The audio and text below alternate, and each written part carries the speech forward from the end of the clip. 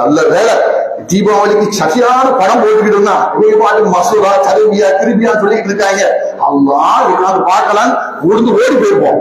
அந்த அன்சாரிகள் இந்த போருக்கு வர வேண்டாம், வீட்டுக்கு போங்க ரசூலா சொல்றாங்க.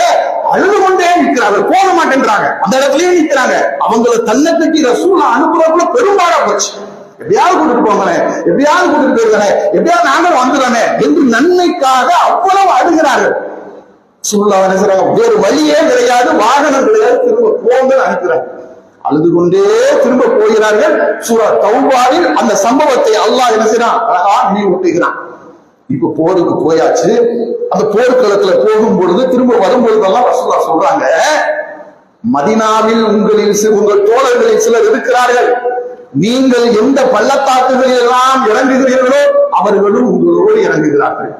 நீங்கள் எந்த மேட்டில் எல்லாம் ஏறுகிறீர்களோ அந்த மேட்டில் எல்லாம் அவர்களும் ஏறுகிறார்கள்.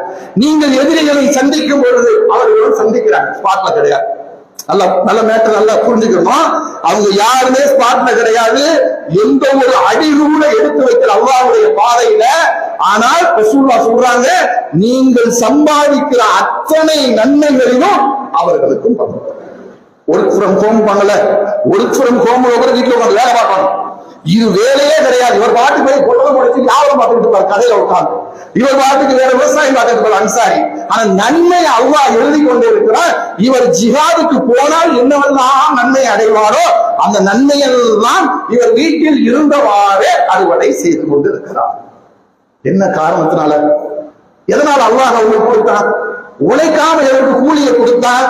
அவருடைய கல்வி, அவருடைய உள்ளம் தூய்மையாக இருந்தது, அல்லாஹ்வை நினைத்தது, அல்லாஹ்வுடைய பாதையில் யுத்தத்திற்கு போக முடியவில்லை என்று வருத்தப்பட்டது. அந்த சிந்தனைக்காக, அந்த எண்ணத்திற்காக, அந்த உல தூய்மைக்காக அல்லாஹ் ரப்பல் ஆலமீன் அவர்கள் உழைக்காமலேயே அவர்களுக்குரிய கூலியை கொடுத்தான் என்று சொன்னால், இதுதான் உல தூய்மைக்கு கிடைக்கின்ற ஒரு மிகப்பெரிய பரிசு. சிந்தித்து பாருங்க, அவை நம்முடைய உள்ளத்தை எவ்வளவு பக்குவப்படுத்தணும். சர்வசாதாரண ஒரு சின்ன சின்ன விஷயங்களில் கூட ஒரு பெருமை எட்டி பார்க்குது. ஒரு சாதாரண ஒரு மேட்டரை செஞ்சிட்டோம்னா அதுல நம்ம பேர் வரணும்னு ஆசைப்படுறோமே. ஒரு தர்மத்தை செய்து விட்டால் நான் இவ்வளவு கொடுத்தேன் என்று எதிர்பார்க்கிறோமே. ரசூலுல்லாஹும் சரி, ரசூலுல்லாஹ் வார்த்தெடுத்தவர்களும் சரி, அவருடைய வழிகாட்டியான இப்ராஹிம் நபியும் சரி, பெரிய ஒரு ப்ராசஸ்.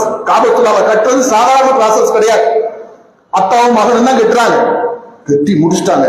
கட்டி முடிச்சுட்டு வந்து இப்ராஹிம் நபி கேட்கிறாங்க அல்லாஹ்விடத்துல, ரப்பனா தஹப்பல் மின்னா, எங்களுடைய ரட்சகா நாங்கள் செய்த இந்த நன்மையை பொருந்திக்கொள். இது ஒவ்வொரு முறை நம்ம சொல்ல வேண்டியது. 10 ரூபாய் தர்மம் கொடுத்தாலும் 5